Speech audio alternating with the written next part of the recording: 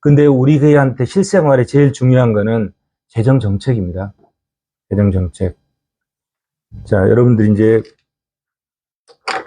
학문을 우리가 이제 저 교과서는 책이라는 거는 학문은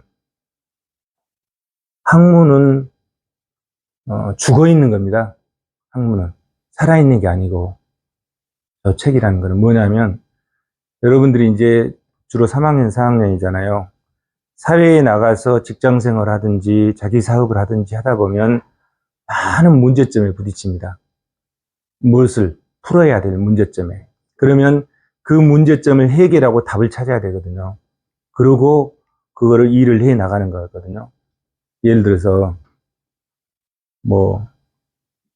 자, 의사가 우리 몸을 치료하잖아요. 그럼 어디 병이 있으면 거기에 그 원인을 진단을 하고 거기에 맞게 처방을 해서 고쳐내야 되잖아요. 고쳐야만이 그 끝이 나는 거잖아요. 그게 답이잖아요. 잘못 고쳤다. 그럼 잘못된 거죠. 고칠 수 없다. 그럼 실력이 없는 거잖아요. 그죠? 근데 그 진단은 해. 이게 뭔지 원인도 알고 진단을 해. 그런데 그 답을 못 냈다. 그러면은 그 말짱 도루묵이잖아요. 다른 것도 마찬가지죠. 예를 들어 사업을 하는데 내가 회사를 세워가지고 사업을 하는데 거래처에 어떤 뭔가를 한다든지 또 제조업을 하는데 뭐를 만들어낸다든지 이렇게 했을 때 또 우리 사회에 뭔가 이제 지금 현재의 대한민국 경제를 풀기 위해서 원인을 진단을 하고 처방을 해서 그 경제 문제를 해결해서 잘된 방향으로 나가게 해야 되잖아요. 그러면은 그 해결책을 제시하는 것, 이런 것들이 다 정책이거든요. 재정 정책이야. 그런데 저 책에는 기존에 했던 것만 있는 거지 지금 현재 문제점을 분석하고 미래를 보는 건 없어요. 없어. 그게 뭐냐면 제가 드리고 싶은 말은 뭐냐면 우리 사회에 많은 사회 현상들이 있는데 그 현상들에 대해서 어떤 문제가 발생했을 때 그 문제점을 해결하고 그에 대한 답을 이론적으로 정리해 놓은 게 책이에요. 각 분야마다. 그렇지 않겠습니까? 그게 책이야, 책. 우리는 경제학 분야 중에서 재정 파트의 책이고 무슨 도덕책, 무슨 물리학, 무슨 우주공학 이런 거 다 마찬가지잖아요. 그거는 그동안 나왔던 문제점을 해결하고 그 문제점을 해결한 것을 이론적으로 정리해 놓은 것들이에요. 그게 책이고 그게 교과서인 것 같아요. 제가 봤을 때는. 그런데 저 기초적인 것을 기존에 했던 우리보다 먼저 살다 간 사람들이 했던 거를 공부하지 않으면 미래를 볼 수가 없는 거예요. 저는 저 기초하에 저것만 하고 있으면 저것만 하는 거는 나같이 선생이잖아요. 나 같은 사람한테 내년에 대한민국 경제 성장률이 몇 프로인가 맞히라고 못 맞춰요.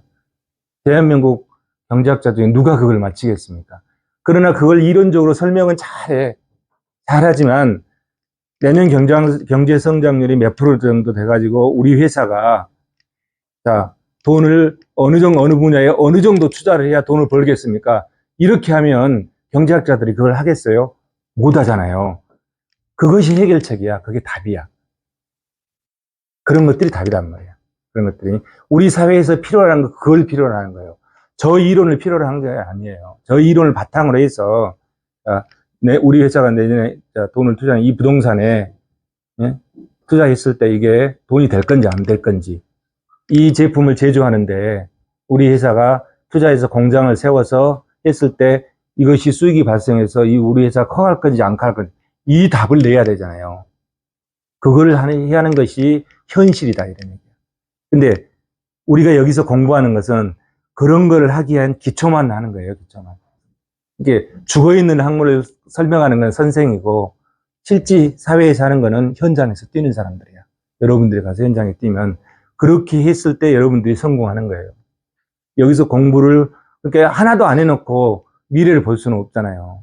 예를 들어서, 미국의 페이스북을 창업했던 저커버그가 하버드 대학을 다니다가 그만두고 나가서 회사를 창업했잖아요. 가만히 보니까 굉장히 답답하거든. 인터넷을 하고 뭘 하는데 소통하는데 굉장히 답답하고 이렇게 하면은 사람들이 굉장히 편리해질 것이다 하는 답을 찾아낸 거죠. 그게 페이스북이지 뭐. 그렇잖아요. 그 답을 찾아낸 거지. 다 마찬가지잖아요. 응? 다 답을 찾아내는 거야. 그러면서 그걸 가지고 그것을 사업화 시켜서 돈을 벌어내는 거잖아요. 이게 제가 드리고 싶은 말씀은 여기서 기초를 확실히 갖고 그 기초하에 사회에 나가서는 답을 찾아야 된다. 그런 얘기죠. 답을 찾아야 된다. 그래서 오늘 이제 재정학 시간인데 재정학을 같이 한번 한 학기 동안 해보도록 하겠습니다. 자, 우리가 이제 살 때, 세상을 살아갈 때 많은 현상들이 내 앞에 닥칠 거예요. 많은 현상이. 세상의 중심은 누구죠? 납니다. 세상의 중심은 나를 중심으로 보는 거예요. 내가 죽었잖아요. 그럼 우주도 없어져 버리잖아요. 근데 하나님께서 봤을 때는 네가 있으나 그냥 있으면 돼, 인류가. 있으면 돼. 근데 나의 입장에서 봤을 때는 가장 소중한 건 누구죠? 나잖아요. 나를 중심으로 사회를 바라야 돼. 나를 중심으로 사회 현상을 바라보는 거예요. 모든 사회 현상을, 뭐, 정치, 경제, 뭐 사회, 문화, 체육, 나를 중심으로 무수히 많은 사회 현상들이 있을 거라고. 그러면 이런 문제들이 나한테 다가올 때 나는 거기서 그 문제점을 해결하고 세상을 살아가야 됩니다. 그랬을 때 제 경험으로는 선택과 집중인 것 같아. 선택과 집중. 선택과 집중. 우연히 우리 집사람을 만나서 결혼했어. 그래서 그 우연히 만난 거거든. 근데 많은 사람들을 여러분들이 만날 거예요. 많은 사람들. 그러면서 어떻게 우연히 한 남자, 여자가 선택을 했어. 그래서 결혼을 해서 선택을 했어. 그럼 거기에 집중해 가는 거예요. 그러면서 그 진로에서 계속 뿌리를 뻗어서 선택과 집중을 이어가는 것 같아. 근데 가다가 뒤로 돌리기가 쉽지가 않아요. 응? 쉽지가 않아요. 이렇게 우리 앞에 어떤 문제가 부딪혔을 때 신중하게 선택을 해야지. 신중하게 선택을 하고 한 번 선택한 거는 거기에 집중해서 답을 내야 되는 거야. 답을. 그러면 우리는 이제 뭘 하는 거죠? 우리는 지금 경제를 보는 거잖아요. 경제를. 우리는 경제를 보는데 경제에 민간 부분이 있고 공공 부분이 있을 거라고. 그러면 경제 주체가 가계와 기업이 있고 누가 있습니까? 정부가 있잖아요. 정부가 있죠. 여러분들은 여기까지 공부를 했어요. 여기까지. 요거를 아직 공부를 하고 지금 우리가 공부하는 거는 요거를 공부하는 겁니다. 요거를. 자, 이 중에서 경제 중에서 이거를 공부합니다. 이것과 이거를 나타내는 게 이제 이게 미시경제학이잖아요. 이건 미시경제학이라고 그러잖아요. 수요자와 공급자, 가계와 기업이 시장에서 돌아가는 것. 그걸 이제 미시경제학으로 그러잖아요. 여기가 기업이 있고, 여기가 가게가 있고, 이렇게 돌아가잖아요. 여기가 이제 생산 요소 시장. 여기가 생산물 시장. 생산물 시장이죠. 그러면 이게 수요자죠. 이게 수요자고, 이게 공급자잖아요. 공급자잖아요. 자, 가계와 기업이 돌아가는 거. 어떻게 돌아갑니까? 실물은 시계방향으로 돌아가죠. 실물은. 이렇게. 실물이 뭐예요? 토지와 노동과 자본을 주면은 기업은 이것을 받아가지고 뭐다죠? 이 생산 요소에다가 뭘 가미합니까? 기술을 가미합니다. 그래갖고 상품을 만들어내. 자, 현대차 G90 만들어냈다. 그걸 내가 사잖아요. 내가 이용하는. 뭐 가지고 사나요? 돈 주고 사는 거야. 돈 주고. 그냥 주나요? 돈은 실물이 흘러가는 반대 방향으로 흘러가는 거예요. 돈은 이렇게. 자, 돈을. 그다음에 기업은 생산 요소를 사잖아요. 토지를 생산 요소로 구입하면 토지에 대해서 토지 임료를 지급하고 노동을 근로자를 구입하면 그 대가인 임금을 지급하고, 돈을 빌리면 자기 자본이면 이윤 배당을 지급하고, 다른 타인 자본을 빌려내면은 이자를 지급하잖아요. 이렇게 돌아가는 거죠. 경제가 이렇게 돌아가는 거잖아요. 경제가 이렇게 돌아가. 이게 뭐냐면 이게 이거야. 미시경제. 여러분들이 이제 지금까지 공부했던 거, 여기까지 공부를 했어요. 여기까지 공부를 했어. 그러면 이제 복습하는 의미에서 여기는 뭐냐면 이 돌아가는 것에 윤활유 역할을 해준 게 여기서 뭡니까? 돈이야, 돈. 가격이야, 가격. 이 가격이야, 가격.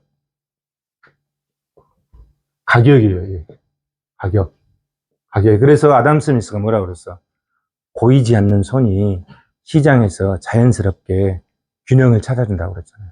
이 사람들은 무한히 자기 이익을 위해서 뛰는 사람들이야. 가게는 효용을 극대화하기 위해서 무한히 뛰는 거야. 그러니까 여러분들 중에 친구들이 자기 이익을 위해서 하면 저 새끼 이기적이야 이렇게 할 필요 없어. 그 당연하게 받아들여야 돼, 그거는. 응? 무한히 자기 이익을 위해서. 기업은 무한히 자기 이익을 위해서 이윤극대화를 위해서 뛰는 거예요. 이윤극대화를. 이윤극대화. 자, 여기는 효용극대화를 위해서 뛰는 거고, 여기는 이윤극대화를 위해서 뛰는 거잖아요. 그죠? 근데 이제 불법을 이루면서 뛰면 안 되지. 불법이 이루어지면 골치 아프잖아요. 합법적인 범위 내에서. 그러면서 가게도 자기 이익을 위해서 뛰는 거고, 기업도 자기 이익을 위해서 뛰는 거고, 그러면서 시장이 자연스럽게 균형을 찾는다고 그랬잖아요. 그것이 아담 스미스가 얘기했던 균형이지, 균형. 이 균형을 찾아갔던 거지. 응? 예, 가격. 이게 가격이 역할을 했죠. 이게 미시경제학이었어. 굉장히 간단한 거예요, 미시경제학이. 가격 이론이야. 너무 간단하잖아요. 근데 공부하는데 골치 아프게 공부를 하는 거야. 잘 이해도 안 된 것 같고. 이거야, 이거. 기초는 이거예요, 이거. 여기다가 미시경제학 뒤에 책에 뭘 붙여놨냐면, 자, 자, 이게 이제 수요곡선, 공급곡선 있잖아요. 이게 공급곡선, 이게 수요곡선이잖아요. 그러면은, 자, 수요의 법칙, 가격은, 가격은, 가격은 뭐에 영향을 받습니까? 가격은, 자, 요거. 생산량이나, 일단 뭐 여러 가지, 응? 자, 시장에서 가격은 여러 가지 영향을 받는데, 다른 것은 다 일정불변하다. 일정불변하다. 그런 전제하에 무슨 뭐 수요자의 수요량에 영향을 받는다. 이렇게 하잖아요. 수요의 법칙을 할 때. 다른 것은 다 일정불변하다고 가정을 한 거야. 일정불변하다고 가정을 하고, 이 수요 가격은 수요량에만 영향을 받는다. 이렇게 이론을 세워놓은 거예요. 그잖아요. 그러니까 이 단순한 두 가지잖아요. 이제 요소가 두 가지잖아요. 하는 거지. 이게 이제 기초인데, 이거를 일정불변하다고 하는 이 조건을, 이거 세트리스 파리비스라고 하잖아요. 이 조건을 하나씩 푸는 거야. 이것이, 자, 사람의, 이 양의로의 영향을 받는데, 사람의 심리적인 영향을 받는다면, 이 심리적인 영향이 일정불변한 가정을 깔아놨잖아요. 심리적인 영향을 받는다면, 이걸 띄워놓고 또 이 영향까지 분석을 하는 거야. 그래가지고 미시경제가 뒤쪽에 몇 가지 특수한 경우라고 해놨잖아요. 그런 거예요. 이 일정불변하다는 것을 하나씩 풀어내서 경제학을 또 설명하고 있어요. 그러니까 이제 복잡하게 느끼는 거야. 근데 기초는 그냥 가격 이론이야. 단순한 거야, 이거야. 아주 단순한 거야. 응? 이게 가격 이론. 그게 뭐다? 요거다, 이게. 미시경제학이다. 그러면 재정학은 뭐냐? 재정학은 응용미시경제학이라고 그러죠. 응용미시경제학이란다. 재정학. 왜? 자, 경제 주체 중에 가계와 기업과 정부 3대 경제 주체잖아요. 그 중에 정부도 경제 주체예요. 정부도 경제 주체야. 경제 주체로서의 정부가 여기에도 참여하고 여기에도 참여하는 거죠. 얼마 가지고? 이 3대 경제 주체 중에서 1년에 돈을 가장 많이 쓰는 경제 주체가 누굽니까? 정부야, 정부. 얼마를 씁니까? 656조를 쓰는 거예요, 내년대에. 자, 대한민국 경제 주체 중에 600조 쓰는 데가 누가 있어? 정부밖에 없어요. 656조를 쓰는 거예요. 그래서 정부 경제가 돌아가는 것을 설명하는 것이에요. 그게 재정학이야, 재정학. 그래서 응용 미시 경제학이라고 하고, 또는 이 재정학을 공공경제학이라고 표현하기도 하고, 그렇죠. 그러면 재정이 뭐냐, 재정이. 여기서 이제 재정학이, 자, 여기서 정부의 재정이 뭐냐, 이게 재정. 재정이 뭐냐. 재정이 뭐냐. 우리가 이제 재정에 대해서 이제 먼저 알아. 재정이 뭡니까? 여러분 돈 없으면 오늘 점심값 없으면 점심 굶어야지. 굶어야지. 네. 집에 돈 없으면 어떻게 되죠? 부모가 이혼하게 돼요. 파산하는 거지. 가정이 파탄하고 파산하는 거예요. 기업이 돈 없으면 기업이 파산하는 거예요. 정부가 돈 없으면 모라토리엄 선언하고 파산하는 거예요. 그게 재정이야. 집에 윤활유처럼 움직이는 게 돈이야. 가정에 있는 재정. 기업에 윤활유처럼 움직이는 게 재정이에요. 정부도 마찬가지다. 정부도. 그런데 표현을 가계는 재정이라고 잘 표현 안 하죠. 뭐라고 표현하죠, 보통? 재정이라고도 하는데, 재정이라는 용어는 주로 3대 경제 주체 중에 정부 쪽에서 많이 표현하죠, 정부에서. 기업도 재정이라고 안 하고, 기업은 재무라고 그럴까? 재무. 아무튼 기업 재정. 이런 것들이 다 재정이야. 근데 우리가 보는 재정은 뭐를 보고 있다, 지금? 정부의 재정을 보고 있는 거야, 정부에서. 그럼 재정이란 게 뭐냐? 결국은 재정이라는 거는 수입과 지출이에요, 수입과 지출. 자, 회계학도 공부하셨죠? 수입과 지출이야, 수입. 재정 수입. 이걸 뭐죠? 수입. 이걸 재정 수입이라는 거예요. 재정 수입. 수입. 지출. 이건 뭐라고 하죠? 재정 지출이라고 이 용어를 쓰는 거죠.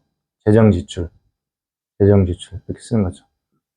그러면 결국은 재정이 수입과 지출이기 때문에 재정 수입과 재정 지출이니까 어느 정도 정부에서 돈을 걷어들여서 어떻게 돈을 쓸 것인가잖아요. 이게 재정이죠, 이게 정부의 재정이다. 그러면 이거를 돈을 걷어들일 때, 야, 대부분의 돈을 걷어들일 때 세금이 한 60, 70% 되잖아요. 그 다음에 세외 수입. 세금이 있고 세외 수입이 있고, 그리고 정부에 구입하고 갑자기 돈이 필요해. 코로나가 IMF 해가지고 돈이 필요해. 그럼 어떻게 되죠? 빌려 쓰잖아요. 세금으로 부족하니까. 그게 국공채지, 국공채. 가정도 마찬가지잖아요. 돈 벌어가지고 써야 돼요. 돈 벌어가지고 써야 되는데, 돈을 안 벌고 빌려서 쓰면 파탄하는 거죠. 파탄하는 거지. 근데 한 가지 그것도 있어. 보니까, 죽을 때까지 빌려서 쓸 수 있으면 그것도 좋은 거야. 보니까. 근데 그 불가능한 얘기지. 안 빌려주잖아요. 누가 신용이 없어 안 빌려주는 거지. 근데 죽을 때까지 돈을 빌려서 떵떵거리고 쓸 수 있으면 그것도 재주지. 근데 불가능한 일이지, 불가능한 거. 근데 내 기억으로 왜 제가 이런 말씀을 드리냐면, 제 기억으로 현대그룹의 정주영 회장이 돌아가실 때, 그때 경제 상황이 안 좋아가지고 그 그룹의 부채가 순자산으로서의 플러스가 아니라 마이너스 부채로 3조였던 것 같아. 네? 3조였던 것 같아. 돌아가실 때 본인의 순자산이 마이너스 3조였다. 그렇지만 그분이 이루어 놓은 대한민국 경제의 그 점유율은 대단하잖아요. 안 그렇습니까? 지금 현대차, 기아차 다 그분 자식들이 지금 하고 있는 거잖아요. 현대중공업 다. 잘 나가잖아요. 그때 한순간은 잘 못 나갔지만 지금 잘 나가고 있잖아요. 그 대한민국 경제를 이끌고 있잖아요. 근데 그분이 돌아가실 때 순자산이 마이너스 3, 제 기억으로 신문에 봤던 거예요. 마이너스 3조였어. 그런데 그분은 큰 사업을 하면서 결국은 부채만 남기고 갔지. 그래도 본인은 대한민국에서 떵떵거리고 살고 대통령까지 나와보고 막 별 오만 걸 다 해봤잖아요. 그런데 그건 특수한 경우지. 특수한 경우. 이렇게 죽을 때까지 빌려서 죽고 나면, 우리가 죽고 나면 그 다음 알아서 하는 거지. 내가 죽으면, 내가 이 우주의 중심에서 내가 있다가 없어지면 아무것도 없다 이런 얘기야. 예. 그게 가능하다면 그것도 괜찮아요. 빌려서 쓰는 게. 근데 불가능한 얘기지. 지금과 같은 사회 시스템에서 그 불가능한 얘기지. 어쨌든 그걸 좀 더 나갔고, 이게 재정이다. 그러면 이 재정 수입을 하는데, 누가 세금 잘 내려고 하겠어요? 잘 안 내려고 하잖아요. 잘 안 내, 누가 또, 세금을 잘 안 내려고 하잖아. 그러면 어떻게 하면 세금을 불만 없이 내게 할 것인가? 굉장히 고도의 기술이 필요한 거지. 고도의 기술이 필요하고, 그 국민을 설득할 수 있는 이론이 필요한 거지. 그것이 재정학이에요. 재정학의 이 파트에서 설명을 하고 있는 거예요, 학자들이. 응? 설명을 하고 있는 거예요. 돈을 쓸 때도 마찬가지지. 돈을 쓸 때도 마찬가지잖아요. 응? 그냥 함부로 쓰면 안 되잖아요. 돈을 국민들의 공익을 위해서 제대로 써야지. 제대로. 자, 코로나19가 왔다 해가지고 그냥 돈을 빌려가지고 그래서 지금 계속 부채만 늘어났잖아요. 안 쓸 수가 없잖아요. 그 시기에는. 우리 코로나 처음에 터졌을 때 걸리면 그냥 죽는 줄 알았잖아요. 근데 지금 어떻습니까? 독감만 또 못 해야 됐잖아요. 응? 그래서 이제 돈을 막 많이 썼다 이런 얘기야. 응? 경기가 다운되니까. 그러다 보니까 이제 요즘 이제 어떻게 되죠? 윤석열 정부에 들어가지고는 돈을 함부로 쓰지 말게 하자. 좀 제대로 알차게 쓰자. 그래가지고 지금 만드는 게 뭐죠? 재정 준칙을 만들려고 하는 거죠. 법률로 정해놓는 게 돈을 쓰는 방법을 정해놓는 거. 그게 재정 준칙이죠. 그래서 돈이 들어오는 것도 기분 좋게 세금을 내게 만들어야 되고 돈을 쓰는 것도 국민들의 만족하게 써야 된다. 이것이 뭐냐 그러면 이게 재정 정책이다. 재정 정책. 재정 정책. 이게 재정 정책이에요. 이걸 제대로 해야 돼. 돈이 들어오는 과정에서 어떤 정책을 펼 것인지, 정부가 돈을 지출하는 과정에서 어떤 정책을 펼 것인지, 이게 실제 살아있는 정책이지. 근데 이게 다 빠져 있어, 지금. 재정학 책에 이게 다 빠져 있어요. 이거를 조금 더 보완을, 아까 말씀드렸듯이, 좀 보완을 해서 수정권을 좀 내고자 합니다. 이게 재정이다, 이게 재정. 재정이 뭔지 이제 대충 이해가 되죠, 재정. 그러면 재정학은 뭐냐? 재정학은. 자, 여기서 이 경제를 공부하는 것을 경제학이라고 그러잖아요. 학문이 학문, 경제학. 이 재정을 공부하는 것이 재정학이에요.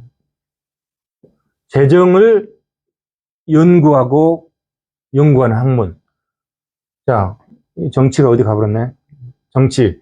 이 정치를 연구하고, 뭐 하는 학문. 그게 뭐요? 정치학이야. 정치학이야. 자, 여기 행정도 있을 거라고. 행정을 연구하는 학문. 이게 행정학이죠. 행정학. 재정학은 뭐다? 재정학은 재정을 연구하는 학문이죠. 재정은 뭐냐? 수입과 지출이다. 재정 수입과 재정 지출이다. 그래서 우리 책에도 총론하고 그다음에 재정학을 공부하기 위한 이론, 주로 이 이론을 많이 갖다가 썼어요. 소비자 효용 극대화 모형. 여기서 이 이론, 소비자 효용 극대화. 이 이론을 주로 소비자 효용 극대화 모형을 이해하지 못하면 재정학을 이해하지 못하는 거예요. 이렇게 재정학을 공부하기 위해서는 반드시 미시경제학을 공부를 해야 되는 거죠. 미시경제학을 공부를 한 바탕 위에 재정학을 들어야 재정학의 이해가 되는 거예요. 재정학은 재정을 연구하는 학문이다. 자, 우리가 첫 시간 이제 총론에서 이 총론에서 재정과 재정학에 대해서 대충 이제 말씀을 드렸습니다. 한번 자료를 한번 쭉 넘기면서 한번 보도록 하겠습니다. 자, 이거 가져볼까요? 자, 뭘 공부를 할 건지, 먼저 보죠. 자, 여기 보면 1편이 총론입니다. 1편 총론. 오늘 여기까지 이거를 다 볼 겁니다. 그 다음에 2편이 기초이론이고 3편이 재정 수입이죠. 재정 지출, 재정 수입. 이렇게 재정학은 수입과 지출이에요. 수입과 지출. 그 다음에 재정 정책. 이 수입과 지출을 어떻게 할 건지, 이거를 누가 하는 거죠? 재정 정책은 기획재정부에서 돈을 쓰니까 기획재정부에서 하죠. 기획재정부에서 돈을 쓰게 하려면 누가 의사결정을 해서 주나요? 국회에서 주는 거죠. 국회에서 주는 거죠. 그리고 이제 6편에 복지재정으로 한 편을 했습니다. 복지재정으로 따로 써놨는데 왜 제가 복지재정을 별개의 편으로 했냐면 다른 책들은 이 기초이론에 그냥 집어넣어 버렸는데 우리나라 예산 656조 중 아까 656조라고 그랬죠? 어디 656조 정도 될까요? 656조 중에 가장 많이 차지하는 부분이 뭐냐면 복지 파트입니다. 복지 파트. 그래서 복지 재정을 별도로 떼서 설명을 해봤어요. 6편. 그러면 이 부분을 중앙정부의 재정이다. 이게 중앙정부. 대한민국 중앙정부 누가 대표하고 있죠? 재정의 분야에서는 기획재정부가 대표하고 있는 거잖아요. 중앙정부의 재정이고, 그 다음에 지방정부도 재정을 할 거 아니에요. 지방정부도 예산을 편성해서 지방의회의 의결과 심의를 거쳐서 쓸 거란 말이에요. 자, 중앙정부는 그럼 몇 개가 있나요? 중앙정부는 하나밖에 없어요. 하나. 대한민국 중앙정부. 그걸 대표해서 실무를 하고 있는 부서가 기획재정부다. 그럼 지방정부는 250개 되죠. 각 지방자치단체마다 다 예산을 편성하고 집행을 한다. 그래서 지방정부는 한 250 몇 개 정도 되죠. 그리고 이건 이제 지방정부라고 하는 표현을 하는데 실정법에서는 정부란 얘기를 잘 안 써요. 지방정부란 뭐라고 쓰냐면 지방자치단체로 쓰고 있죠. 그리고 학술적으로는 우리가 지방자치단체도 지방정부다 이렇게 하고 있습니다. 그래서 이렇게 7편으로 책이 나눠져 있고요. 그 중에 오늘 보는 것이 재정과 재정학 금방 설명 다 했죠. 그 다음에 이제 다음 시간에 할 게 재정학의 발전, 그 다음에 국민경제의 순환, 그리고 우리나라의 재정 이렇게 오늘 볼 거고요. 그 다음에 이제 다음 주부터는 이제 기초이론에서 공공경제, 그 다음에 후생경제학, 시장 실패와 정부 개입의 필요성, 그리고 예산론, 공공지출론, 공공재이론, 공공선택이론, 비용편익 분석, 그리고 재정 수입에서는 조세, 세금이 거의 60, 70% 차지하니까 제일 중요하잖아요. 조세 총론 강론, 그 다음에 이제 세외 수입적으로 수입자 부담금, 그 다음에 돈을 걷어서 쓰면은 정부의 빚이 아닐 텐데, 부족했을 때는 돈을 빌려 쓴다. 이렇게. 국공채론. 그 다음에 이제 재정정책론. 재정정책은, 이렇게, 쭉 하고, 그 다음에 복지재정론. 그 다음에 지방재정. 이렇게, 보고자 합니다. 자, 재정. 아까 재정에 대해서 설명했죠. 재정. 자, 재정. 재정은 아까 말씀드렸듯이 수입과 지출의 정부의 경제 주체인 정부의 수입과 지출이 재정이다. 이런 거죠. 근데 그거를 조금 더 이제 고매하게 설명을 하면 재정은 국가 또는 지방자치단체, 이게 이제 경제 주체잖아요. 경제 주체. 국가 또는 지방자치단체를 행정 측면에서 대표하는 정부가 의회 의결을 거쳐 확정된 공공수요를 충족시키기 위해서 자원을 획득하고 관리하고 처분하는 활동, 즉 정부의 경제활동을 재원이라고 합니다. 그러면 여기서 자, 돈이 들어오고 돈이 나가잖아요. 그러면 돈이 들어오고 돈이 나가는데 돈을 나가는 데는 뭐를 위해서 돈을 쓰나요? 정부가 여기 나오잖아. 공공수요를 충족시키기 위해서 돈을 쓴다 이게요. 그럼 공공수요를 충족시키기 위해서 돈을 쓰는데 공공수요의 그 대상물, 그걸 뭐라고 그러죠? 공공재라고 해요. 그걸 공공재라고 해요. 공공재. 그래서 그걸 공공재라고 하고 이 부분을 공익이라고 그러죠. 그래서 여기 보시면 경제 주체 중에서 정부가 하는 그 부분은 공공수요를 충족시키기 위해서 돈을 쓰기 때문에 이게 공공재에 대해서 지출하는 거고 그것을 공익을 위해서 돈을 쓰는 거죠. 근데 아까 여기 가계와 기획은 뭐죠? 공익을 위해서 하는 게 아니잖아요. 이거는 순전히 자신의 경제 주체의 사익을 위해서 사익 추구를 한다 이게. 이 극대화 아까 얘기했잖아요. 가계는 효용 극대화를 하는 거고 기업은 이윤 극대화를 하는 거고 이거는 사익을 추구하는 거잖아요. 사익을 이거는 사적 시장 사익을 추구하는 거다. 그런데 정부는 뭐다? 사익 추구를 하는 게 아니잖아요. 공익을 위해서 우리 모두를 위해서 성남시가 성남지방자치단체 성남 시민 모두를 위해서 돈을 쓴다. 대한민국 국민 모두를 위해서 어떻게 국방을 위해서 쓰고 치안을 위해서 쓰고 뭐 SOC 사업을 위해서 쓰고 이렇게 쓰는 거죠.